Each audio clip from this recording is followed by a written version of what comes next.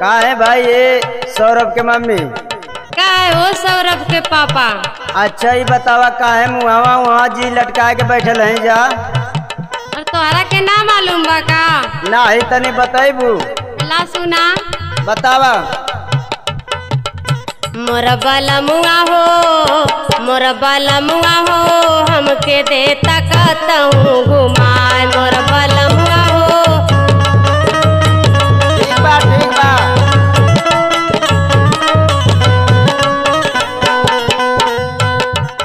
घरवा में रही के गईली उबियाए। मोर बलमुआ हो हमके देता कहूँ घुमाए। मोर बलमुआ हो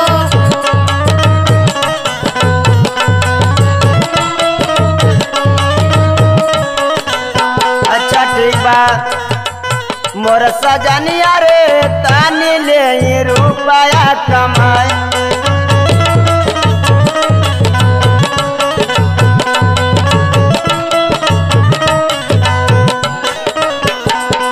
लॉकडाउन काम धंधा दिहला बिसराय। मोर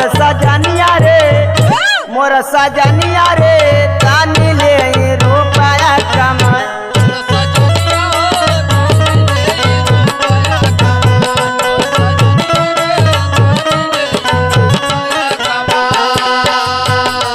इतने दिक्कत ना न बा।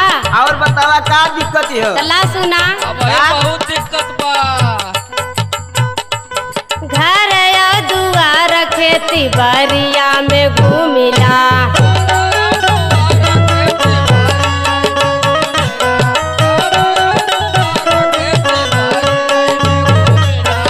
घर आके छोट के लइकवा के चूमिला।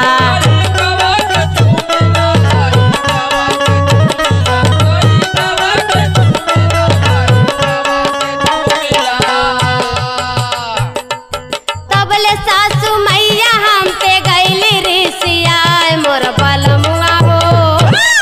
बलमुआ हो ते तनी हमके घुमाए। मोर बलमुआ हो हमके देता कहूँ घुमाए। ठीक है बा घुमा दे।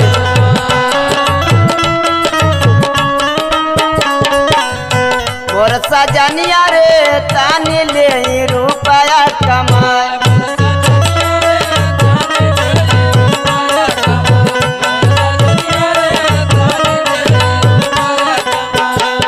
लॉकडाउन काम धंधा दिहला बिसराय। मोर सजनिया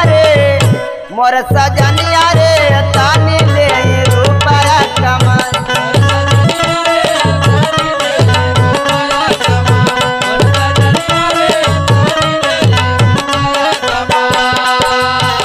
चाहे दमाई के बोल दानिया।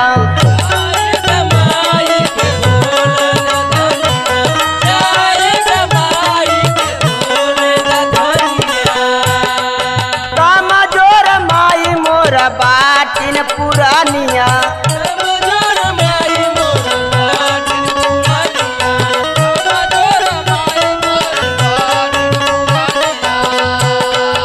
अपने मयारिया के ले बस समझाए। मोर सजनिया रे ले तनी रुपया कमाए।